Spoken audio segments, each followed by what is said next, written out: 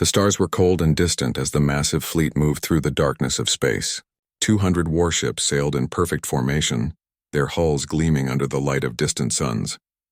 At the center of this armada was the largest vessel anyone had ever seen, a ship so big it could swallow moons. This was the pride of the Krellian Empire, and they were heading toward a place they had been told never to go. Admiral Vexithor stood on the bridge of his flagship, looking out at the void ahead. He was old by his species' standards, with scales that had darkened from countless years of service.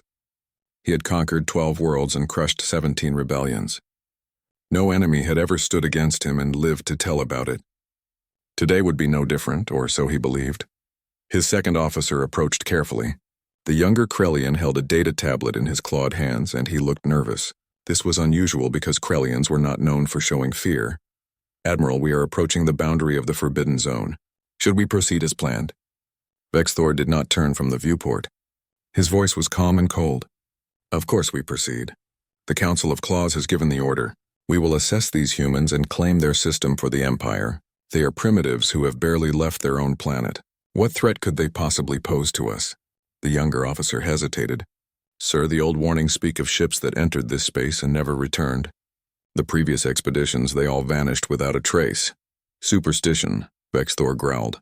"Tales told by cowards to justify their own failures. We are the Krellian Empire. We have the finest weapons, the strongest shields, the most powerful fleet in the known galaxy. These humans have been broadcasting their radio signals for years. We have studied them. They fight among themselves. They are divided. They are weak." Far away from the advancing fleet, deep in human territory, Lieutenant Jake Morrison sat in front of a wall of monitors. He was young, barely 25 years old, with short dark hair and tired eyes. He had been on duty for 8 hours watching the same screens, seeing nothing but empty space and distant stars. His coffee had gone cold an hour ago, but he had forgotten to get more.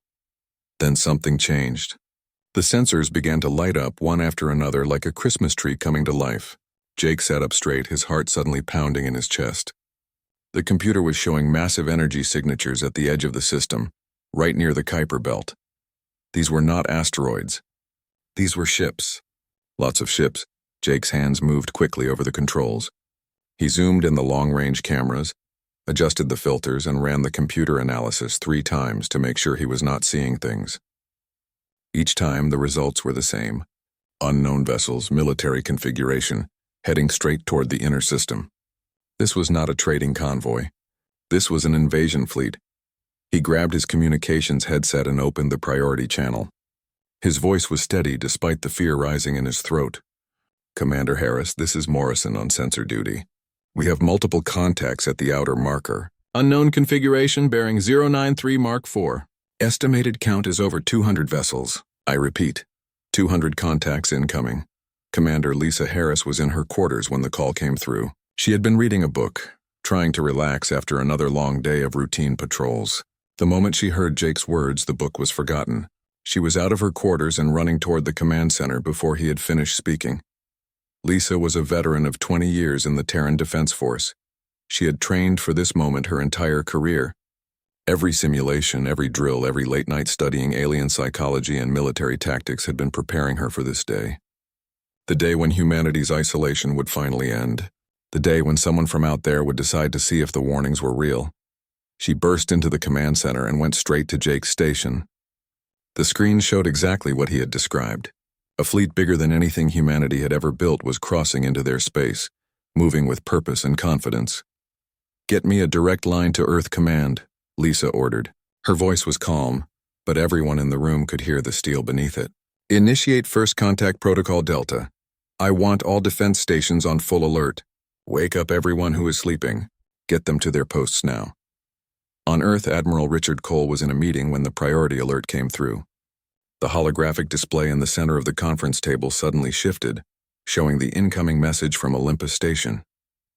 Cole read it once, then looked at the other officers around the table. They had all seen it too.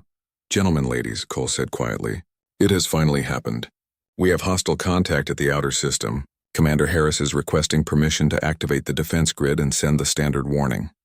The room was silent for a moment. These were people who had spent their entire lives preparing for war, but hoping it would never come. Now it was here, and they had to make decisions that would affect all of humanity. Send the warning, Cole ordered. Let them know what line they are crossing. Give them every chance to turn back, but also give the order to Harris. If they continue forward, she is authorized to engage with full force. No holding back. No half measures. If they want to test us, they will learn exactly what humanity has become. The message went out on every frequency, in every known galactic language. It had been prepared long ago, translated and checked by the best linguists humanity had. The words were simple and direct. This is Terran space. You have entered restricted territory. Turn back immediately. This is your only warning. We wish you no harm, but we will defend our home. Do not mistake our desire for peace as weakness. Do not mistake our silence as ignorance. We know you are there. We are watching. Turn back now. Admiral Vexthor heard the message and laughed. The sound was harsh and cruel, echoing through the bridge of his flagship. His crew joined in, their confidence absolute. They had heard such warnings before, from species that thought themselves powerful. Those species now bowed to the Krellian Empire or no longer existed. These humans have courage, I will grant them that, Vexthor said, still chuckling. But courage without strength is just noise. Continue forward. Bring the fleet to battle readiness. Charge all weapons. Raise shields to maximum. Let us show these primitives what real power looks like. The Krellian fleet crossed the Neptune orbital marker. They moved deeper into the system, their sensors sweeping ahead, looking for the human defenses. They expected to see ships, perhaps some orbital platforms, maybe a few defense satellites. What they saw on their screens was mostly empty space. Where are they? The tactical officer asked, confusion in his voice. Sir, I'm detecting very little activity. Some communication signals, a few small stations, but nothing that suggests a military presence. Vexthor frowned. This was not what he had expected. Either the humans were incredibly foolish, or they were hiding something. He was about to order a more detailed scan when alarms began blaring throughout the ship. Contacts, the sensor officer shouted. Thousands of contacts all around us. They were hidden, sir, disguised as asteroids and debris. On Olympus Station, Commander Lisa Harris watched the tactical display as the enemy fleet moved into the trap. Every moon, every asteroid, every piece of seemingly random debris in the outer system was coming alive. Power signatures bloomed across her screens like flowers opening to the sun. The defense grid that humanity had spent 200 years building was waking up. Jake Morrison watched his commander, waiting for the order. Lisa looked at the screen one more time, at the enemy fleet that had ignored the warning, that had chosen to invade the home of humanity. She thought about all the people on Earth, on Mars, on the stations and colonies throughout the system. She thought about the children who would grow up free or enslaved, depending on what happened in the next few hours. She opened the fleet-wide channel. Her voice was clear and strong. All stations, all ships, all defense platforms. This is Commander Harris. We gave them a warning. They ignored it. They chose this path. Now we show them why Earth is forbidden territory. Activate Defense Grid Alpha. Release the combat drones. Weapons free. Engage the enemy. In the darkness of space, 10,000 automated weapons came to life. The first wave hit the Krellian fleet like a hammer striking glass. What had appeared on their sensors as harmless space debris suddenly transformed into a swarm of death. Thousands of small craft, each no bigger than a fighter, accelerated from their hiding spots at speeds that should have been impossible. Their engines burned bright in the darkness, leaving trails of blue fire across the void. Admiral Vexthor barely had time to shout orders before the first impacts shook his flagship. The bridge lights flickered as the ship's shields absorbed hit after hit, but these were not normal weapons. The human drones carried penetrators that moved at a fraction of light speed, tiny projectiles that hit with the force of tactical nuclear weapons. Evasive maneuvers. Vexthor roared, gripping the command rail as another impact threw him sideways. Return fire. Destroy those drones. But the Krellian ships were built for fleet battles, designed to trade massive volleys with other capital ships. They were slow and heavy, meant to absorb damage while dealing it back. The human drones were different. They darted and weaved like insects, never staying in one place long enough to be targeted effectively. The Krellian point defense systems fired wildly, filling space with energy blasts, but for every drone they destroyed, 10 more seemed to take its place. The destroyer Vengeance's Pride was the first major casualty. A dozen drones converged on its engine section simultaneously, Their penetrators punched through the shields as if they were not even there, boring into the ship's reactor core. For a moment, nothing happened. Then the entire rear half of the ship simply ceased to exist in a flash of white light. The explosion was so powerful it disabled 2 nearby cruisers, their systems overloaded by the electromagnetic pulse. On the bridge of his flagship, Vexthor watched in growing horror as his fleet began to come apart. Ship after ship reported critical damage, communication channels filled with screams and emergency calls. The perfect formation that had entered the system was now a scattered mess of burning vessels and expanding debris clouds. "Where are their ships?" he demanded. "Where is their main fleet?" His tactical officer looked up from his console, eyes wide with fear. "Sir, we have not detected any major vessels. It is all drones. Thousands of automated attack craft. They are everywhere." Light years meant nothing to Captain Daniel Hayes. He sat in the command chair of the USS Archer, watching the battle unfold on his tactical screens. His ship was what the military called a stealth frigate, invisible to almost every known sensor system in the galaxy. The Archer had been shadowing the Krellian fleet since they entered the system, staying close enough to strike but far enough to remain undetected. Daniel was 40 years old, with gray starting to show in his dark hair. He had been in the Navy for 20 years, and he had always known this day would come. The day when humanity would have to prove that the warnings were not empty threats. The day when Earth would show the galaxy what happens when you wake a sleeping giant. "Helm, bring us in closer," he ordered, his voice calm and professional.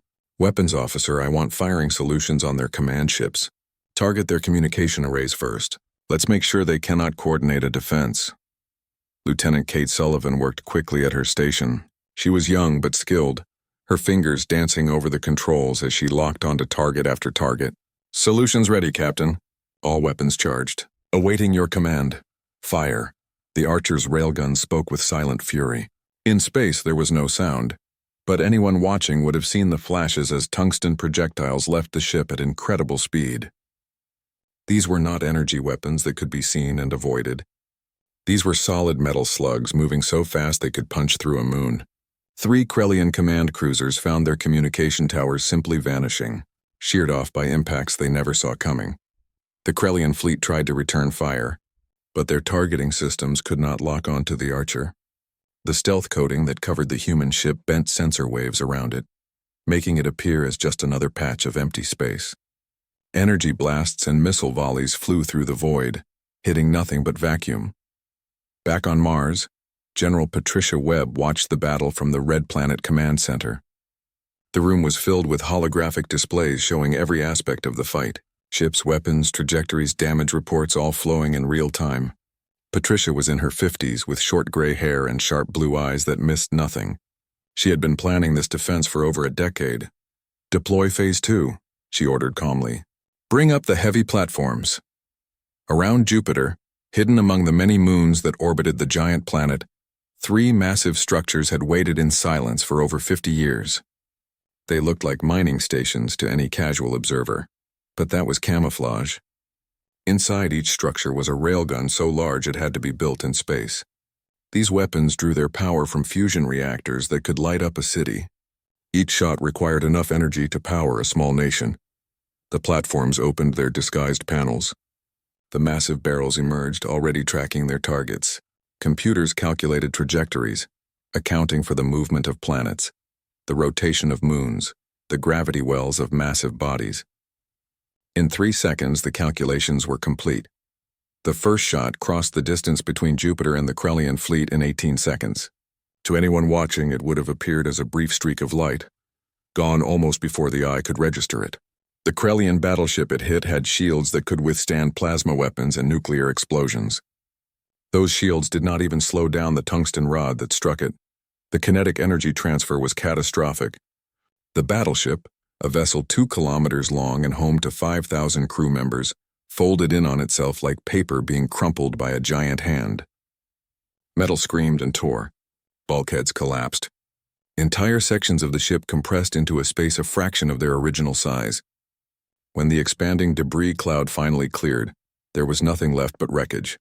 Lieutenant Jake Morrison had moved from his sensor station to help coordinate the defense. His screen showed the Krellian fleet in complete disarray.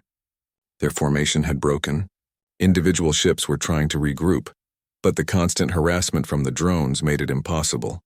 Every time they tried to form up, another wave would hit them from a different angle. "Commander Harris," Jake reported, trying to keep his voice steady. "Enemy fleet is attempting to retreat. Their lead elements are reversing course. Multiple vessels are broadcasting distress signals." Lisa looked at the tactical display. The Krellian fleet had been cut to pieces. At least a third of their ships were destroyed or drifting dead in space. Another third were heavily damaged, limping away on emergency power. Only about 70 ships remained combat capable, and they were running. She opened a channel to Earth Command. Admiral Cole's face appeared on her screen, his expression serious. "Commander, the enemy is breaking. Do we pursue?" Lisa wanted to say yes. Part of her wanted to chase them down, to make sure none of them escaped, to send a message so clear that no one would ever threaten Earth again.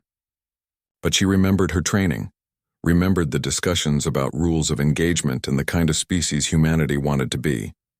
Admiral Cole, requesting guidance. "The enemy is routed. We can destroy them all if we continue the attack." Cole was silent for a moment, considering. Then he shook his head. "Negative, Commander. Maintain pressure, but do not pursue beyond the outer system. Let them retreat, but make sure some of their ships survive intact enough to carry the message home.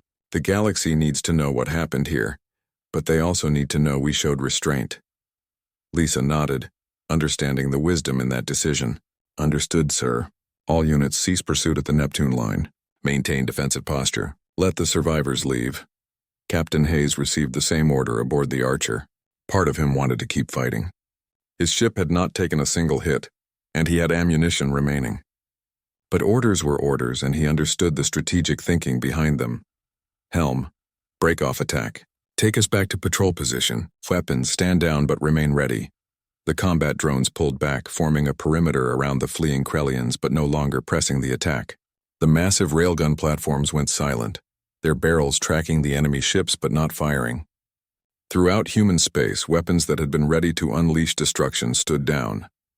On the bridge of his shattered flagship, Admiral Vexthor could barely believe what was happening. The humans were letting them go. After the devastating defeat they had inflicted, after proving they could destroy the entire fleet with ease, they were allowing the survivors to escape. "Sir, the human attacks have stopped," his sensor officer reported, voice shaking. "They are maintaining a perimeter but not pursuing." Vexthor looked around his bridge. Half his crew was dead or injured. His beautiful flagship was a wreck, held together by emergency force fields and prayers. Of the 200 ships he had brought into this cursed system, less than 70 remained capable of making the journey home. A communication channel opened. The voice that spoke was human, female, calm, and professional. She spoke perfect Krellian, every word pronounced correctly. "This is Commander Lisa Harris of the Terran Defense Force. Your fleet is defeated. We are allowing you to leave. Gather your survivors and depart." The journey back to Krellian space was 3 weeks of pain and fear for Admiral Vexthor and his surviving crews. Every day brought new systems failures. Every night, crew members died from injuries that their medical facilities could not treat. The ships limped through space, their engines barely functioning, their hulls patched with whatever materials could be found. Vexthor spent most of his time in his quarters, reviewing the battle recordings. He watched the sensor logs over and over, trying to understand what had happened.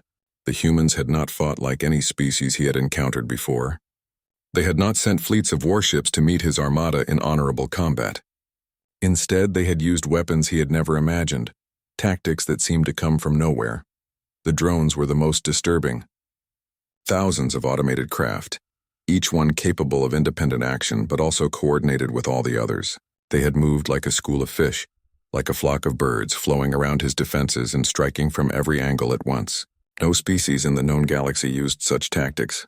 Warfare was supposed to be about big ships and powerful weapons, not swarms of tiny machines. But the drones were just one part of it. There were the railguns that fired from impossible distances.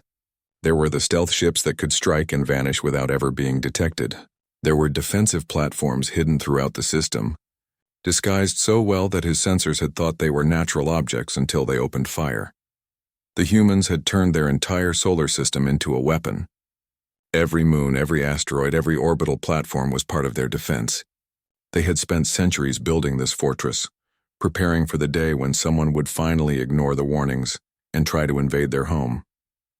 Back in the Terran system, the cleanup continued.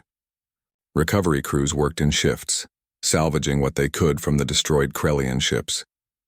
These wrecks were treasure troves of information, technology that could be studied, weapon systems that could be analyzed, insights into how the rest of the galaxy built their war machines.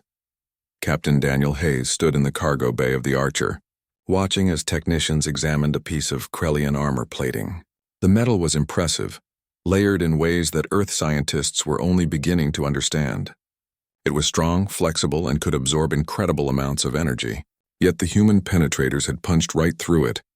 Lieutenant Kate Sullivan approached with a data pad, her expression thoughtful. "Captain, the engineering teams have finished their initial analysis of the Krellian weapon systems. You need to see this." Daniel took the pad and scrolled through the report. His eyebrows rose as he read. "Their plasma weapons are 30 years ahead of our current models. Their shield generators use technology we have only theorized about." Kate nodded. "Yes, sir. In terms of pure technology, in several areas they were actually more advanced than we are. Their energy systems are more efficient. Their materials science is superior. Their shielding technology is remarkable." "Then how did we win?" Daniel asked, though he already knew the answer. "Doctrine, sir. Strategy and tactics. The Krellians fight the way they have always fought. Big ships, heavy armor, overwhelming firepower. They expect their enemies to meet them head-on, to trade shots until one side breaks. They have never faced an enemy that used swarm tactics, stealth technology, and asymmetric warfare." Daniel looked at the armor plating again. "They built better shields, so we built weapons that ignore shields. They built bigger ships, so we built smaller ships that they cannot hit. They relied on sensors, so we developed stealth systems that make us invisible." "Exactly," Kate agreed. "We adapted. We innovated. We turned our disadvantages into strengths. That is what humans do, sir. We find a way to win even when the odds are against us." At the Pentagon on Earth, a meeting was taking place in the most secure room in the building. President Helen Carter sat at the head of a long table, surrounded by her military advisors and intelligence chiefs. Holographic displays showed the aftermath of the battle and projections of what might come next. Helen was 58 years old, with silver hair and a face that showed the weight of her responsibilities. She had been president for 6 years, and she had always known that first contact with hostile aliens might happen during her term. She had prepared for this moment, but the reality was still overwhelming. "General Webb, what is the current status of our defense grid?" she asked. Patricia Webb's image appeared in the hologram, transmitted from her command center on Mars. "All systems operational, Madam President. We used about 30% of our combat drone reserves and 5% of our ammunition stockpiles. Manufacturing facilities are already working on replacements. We will be back to full readiness within 6 months. And casualties? 17 drones destroyed. The Archer took minor damage from a lucky shot, but Captain Hayes reports full combat capability. 0 human casualties," Helen nodded slowly. 0 casualties. They had just fought and won the biggest battle in human history, and not a single person had died. The drones had absorbed all the damage, had taken all the hits. That had been the plan from the beginning, to build defenses that could protect humanity without requiring people to die. "What about the Krellians?" Helen asked. "How many did they lose?" Admiral Richard Cole answered from his position at the table. "Current estimates suggest they lost approximately 130 ships destroyed and another 40 severely damaged. Casualties are estimated between 50 and 80,000. The survivors are heading back to their space at maximum speed." The room was quiet for a moment. Those numbers were staggering. In a single engagement lasting less than 4 hours, the Krellian Empire had lost more ships and personnel than in their last decade of warfare. And the humans had achieved this without losing a single life. "They will come back," General Foster said grimly. "An empire does not suffer a defeat like this and just accept it. They will want revenge." "Let them want it," Helen replied. "The question is whether they will act on that desire." "Admiral Cole, what do our intelligence analysts say about the Krellian leadership?" Cole brought up a new display showing profiles of the Krellian Council of Claws. "The council is divided, Madam President. About half want immediate retaliation, want to mobilize their entire fleet and crush us. The other half, led by their military representatives who actually understand warfare, are urging caution. They realized that what we showed them was just our perimeter defense. We never revealed our main fleet, never showed them the full extent of our capabilities. Because we do not have a main fleet, Helen said quietly, not the way they think of fleets. We have the defense grid, the stealth frigates, the orbital platforms. We have automated systems and long-range weapons, but we do not have hundreds of battleships ready to sail out and conquer other worlds. They do not know that, Cole responded, and we should keep it that way. Let them believe we have massive fleets hidden throughout the system. Let them imagine what else we might have waiting for them. Fear can be as effective as actual weapons. Helen stood and walked to the window. From here, she could see the lights of Washington spread out below. Millions of people going about their lives unaware of how close they had come to invasion, how thoroughly their defenders had protected them. We need to send a message to the galaxy, she said, not just the Krellians, but everyone. We need them to know that Earth is defended, that we are not easy prey, but we also need them to know that we are not aggressors. We defended our home, nothing more. How do we do that, Madam President? Patricia Webb asked from Mars. By showing restraint, Helen replied. We let the Krellians go. We could have destroyed every one of their ships, but we chose not to. That decision will speak volumes to anyone paying attention. It shows strength but also mercy. It shows that we fight only when we must and that we stop when the threat is ended. Admiral Cole nodded slowly. A wise strategy, ma'am. It also gives us time. Time to rebuild our drone reserves. Time to analyze the Krellian technology we captured. Time to prepare for whatever comes next. Far across the galaxy, in the halls of power on the Krellian homeworld, Admiral Vexthor stood before the Council of Claws. The 7 council members sat in judgment, their faces showing various degrees of anger, shock, and fear as they reviewed the battle recordings he had brought back. Impossible, Council Leader Torval muttered, watching the drones tear through the fleet formations. No species should possess such weapons. Yet they do, Vexthor replied, his voice hollow. I watched it happen. I lost nearly 2/3 of my fleet. I lost thousands of loyal soldiers.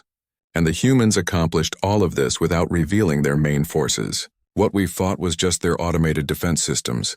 Counselor Sereth, the military representative, slammed her claw on the table. Then we mobilize everything. We bring every ship, every weapon, every soldier we have. We will crush these humans and claim their system for the glory of the Empire. No, Vexthor said firmly. The room fell silent. It was not common for a disgraced admiral to speak so boldly before the council. With respect, Counselor, that is exactly what the humans want us to think. They want us to throw more forces at them so they can demonstrate even more of their capabilities. They let us go for a reason. They showed mercy so that we would carry this message back. News of the Krellian defeat spread across the galaxy faster than light itself. Courier ships jumped from system to system, carrying reports and recordings. Communication networks buzzed with speculation and debate. In council chambers and military headquarters across hundreds of worlds, leaders watched the battle footage and tried to understand what it meant. The humans, a species that most of the galaxy had dismissed as primitive and divided, had shattered the Krellian fleet with ease. The Krellians, who had conquered 40 star systems and controlled the largest known armada, had been sent running back to their space like frightened children. If the mighty Krellians could fall so completely, what did that mean for everyone else? On the Vexian homeworld, Ambassador Kellorn stood before the Council of Elders. The Vexians were an old species, one of the first to achieve space travel, and they had been among those who had discovered humanity centuries ago. They had been the ones to insist on the quarantine, the ones to declare human space forbidden. We warned them, Kellorn said, his voice heavy with something that might have been regret. We told every species, every empire, every power in the galaxy, do not go to the human system. Do not make contact. Do not give them a reason to look outward. The Krellians chose to ignore that warning. Elder Threnval, oldest of the council members, leaned forward in her seat. Tell us again, Ambassador, why we placed the humans under quarantine. The younger generations do not remember the early observations. Kellorn activated a holographic display, showing Earth as it had been 300 years ago. When we first found them, they were barely capable of reaching their own moon. They were divided into hundreds of competing nations. They fought constantly among themselves. By every standard measurement, they should have remained confined to their world for at least another 1,000 years. He changed the display, showing recordings of human conflicts. But we also saw something disturbing.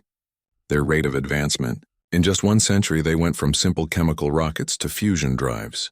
Their computer technology advanced exponentially. Their weapons became more sophisticated with each passing decade.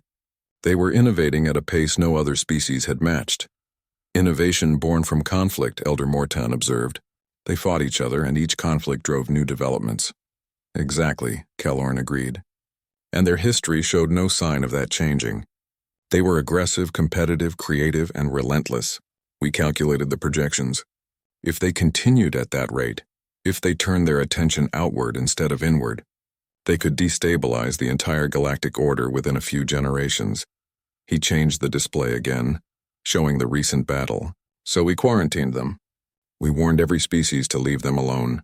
We gave them time to mature, to hopefully unify and evolve past their warlike tendencies. And we hoped that isolation would slow their development. It appears to have had the opposite effect, Threnval said dryly. Yes, Kellorn admitted. Without external threats, without other species to trade with or learn from, they turned all of their innovative capacity inward. They developed in complete isolation, free to pursue any technology without restriction, and they had 300 years to do it, knowing that someday someone might ignore our warnings. The council chamber was silent as they watched the recordings, drones swarming like insects, railgun shots crossing impossible distances, stealth ships appearing from nowhere to strike and vanish. It was warfare unlike anything the galaxy had seen before. They showed restraint, Elder Mortan noted. They could have pursued and destroyed the entire Krellian fleet, but they chose to let the survivors escape. That may be the most disturbing part, Kellorn said quietly. They are not mindless aggressors. They planned this defense carefully. They calculated the message they wanted to send. They demonstrated overwhelming force but also mercy. They are strategic thinkers who understand that the battle itself is just one part of a larger picture.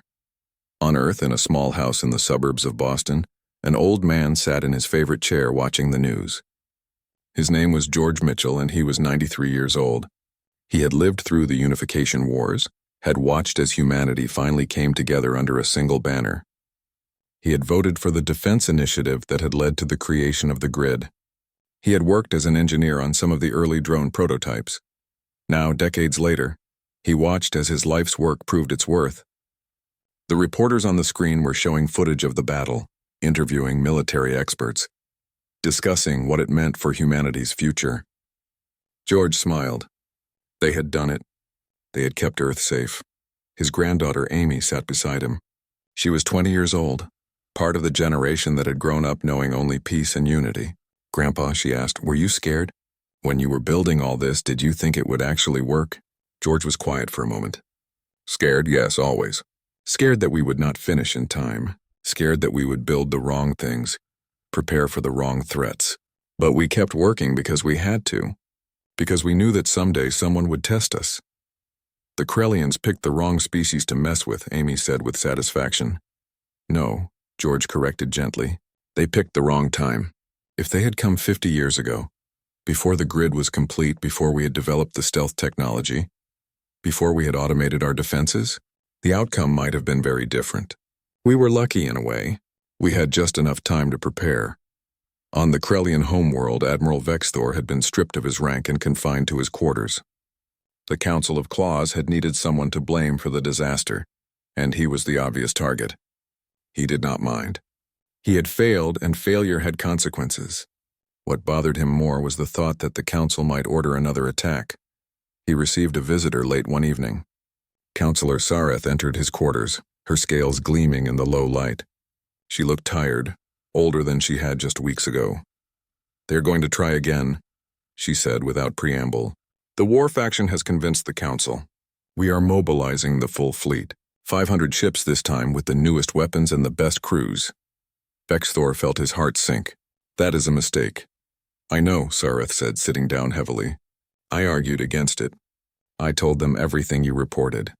I explained that we have no idea what the humans are truly capable of because we never saw their main forces.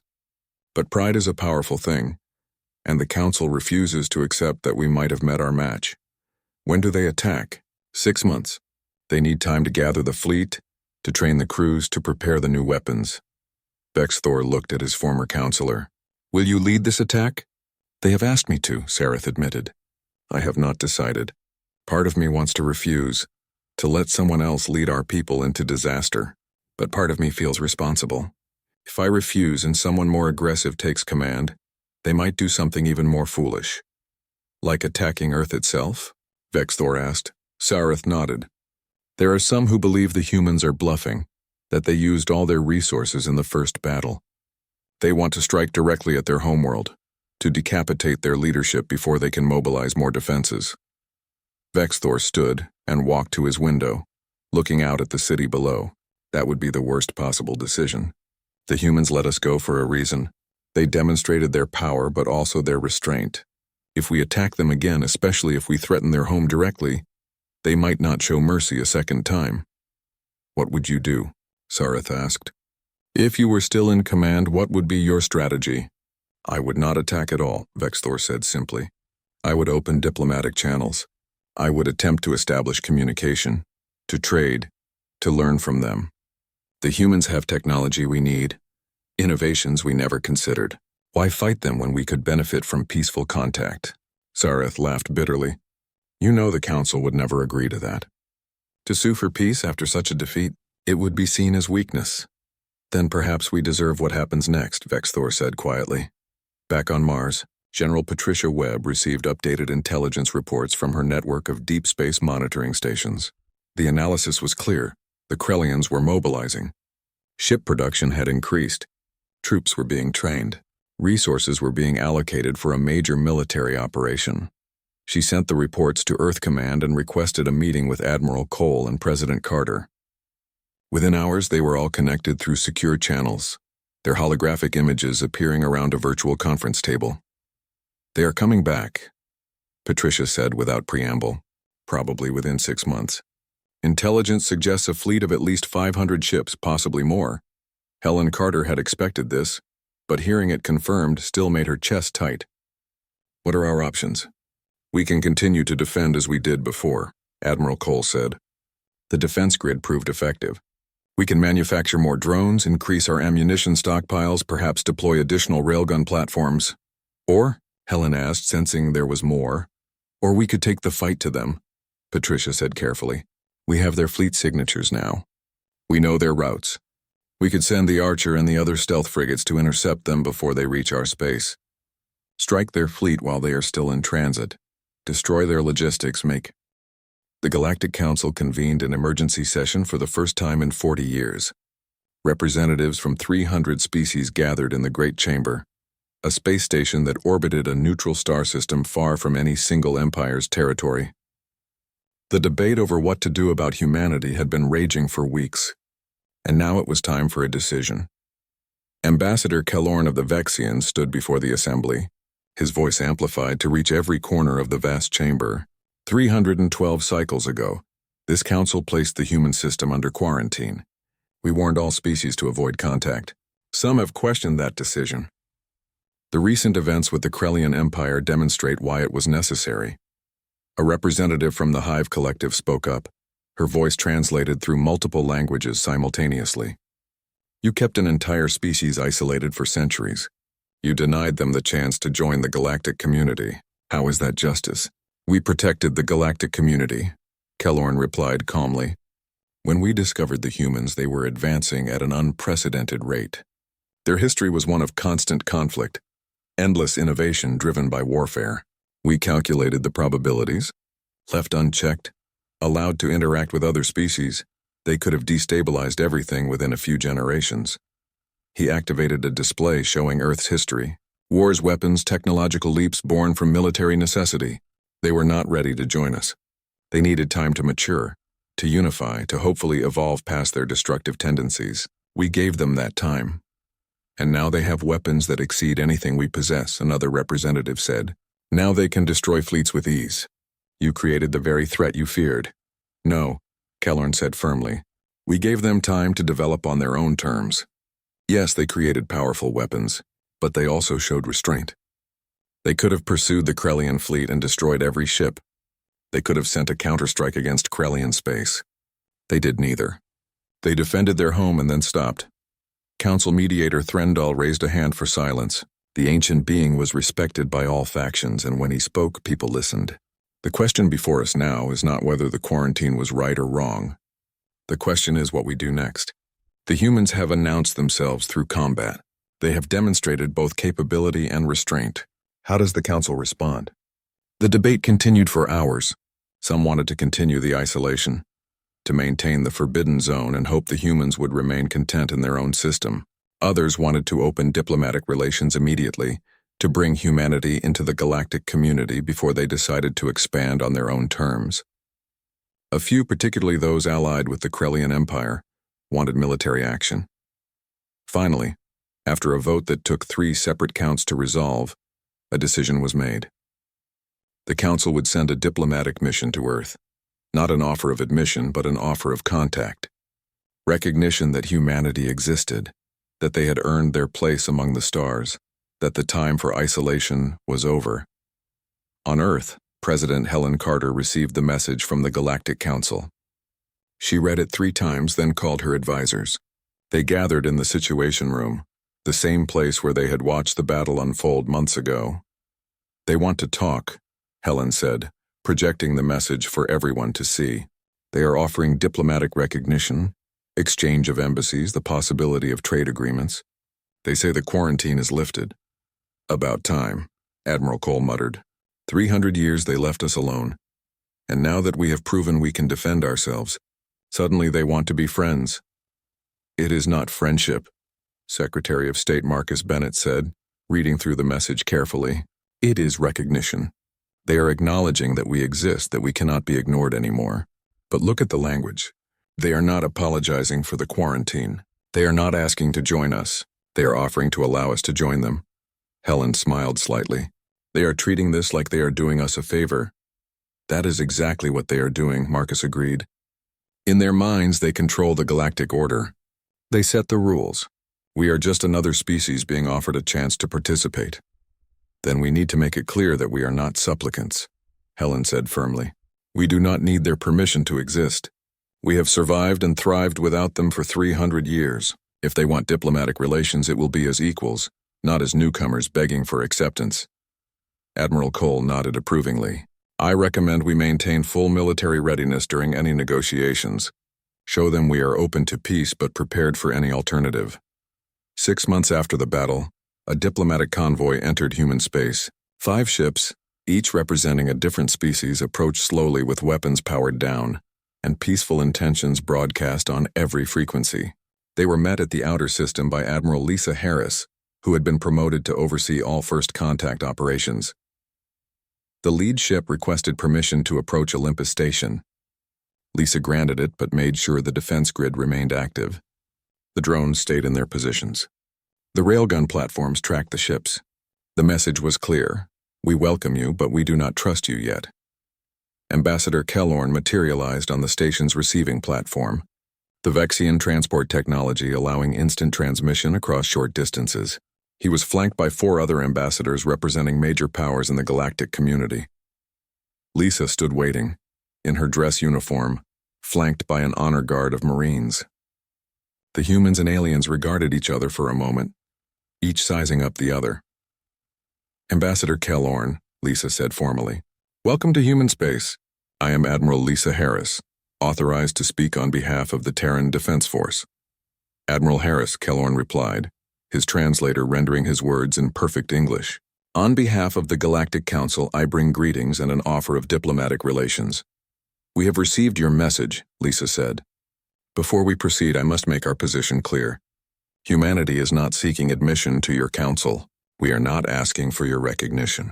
We exist, we thrive, and we will continue to do so with or without your approval. If you wish to establish diplomatic relations, it will be as equals, not as a favor granted to primitives who should be grateful for your attention. The other ambassadors shifted uncomfortably. Such direct language was unusual in galactic diplomacy, where everything was wrapped in layers of protocol and courtesy. Kellorn, however, made a gesture that his translator indicated was amusement. You speak like the humans we observed centuries ago, he said. Direct, confident, perhaps overly aggressive. But I understand. You have earned your place through strength. The Council is prepared to offer full diplomatic recognition, embassy exchanges, and negotiations for trade agreements. What you do with these opportunities is your choice. Lisa nodded. Then we accept. Under the condition that our sovereignty is absolute. We will not submit to council oversight. We will not allow inspections of our military facilities. We will not disarm or reduce our defenses. We engage with the galaxy on our terms or not at all. Agreed, Kellorn said simply. The council has no desire to provoke another conflict. The Krellian defeat was sufficient demonstration of your capabilities. Over the following weeks, negotiations proceeded. Embassy sites were selected. Trade agreements were discussed. Cultural exchange programs were proposed. Slowly, carefully, humanity began to engage with the wider galaxy. President Helen Carter addressed the people of Earth on a warm summer evening. The speech was broadcast throughout the solar system, to every colony and station, to every human who called space their home. My fellow humans, she began, today marks a new chapter in our history. For 300 years we have been alone among the stars. We were isolated, cut off from the wider galaxy, left to develop without contact or guidance. Some saw this as punishment.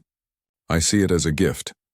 We were given time to unify, to overcome our differences, to build a civilization worthy of representing our species to the cosmos. We were given time to prepare, to develop technologies and strategies that would keep us safe when the isolation finally ended. We were given time to decide what kind of people we wanted to be. The Krellian attack tested us. It tested our defenses, yes, but more importantly, it tested our character. We could have struck back in anger. We could have pursued vengeance. We could have become the very thing we feared. Instead, we defended our home and showed mercy to our defeated enemies. That choice defines who we are. Now we open diplomatic relations with the Galactic Council. We will engage with other species, learn from them, share our culture and our knowledge. But we do so as equals. We do not bow. We do not beg. We stand proud, strong, and ready to take our place among the stars. To the galaxy, I send this message. Humanity is no longer hidden. We are no longer isolated. We seek peace and cooperation, but we remain vigilant and prepared. We offer friendship to those who respect us and swift justice to those who threaten us. We are the children of Earth, survivors of countless struggles, and we will not be intimidated, controlled, or conquered by anyone. This is a new beginning. Let us face it with courage, wisdom, and the strength that has carried us through every challenge in our history. Thank you, and may humanity prosper among the stars. Across human space, people watched and listened, in homes and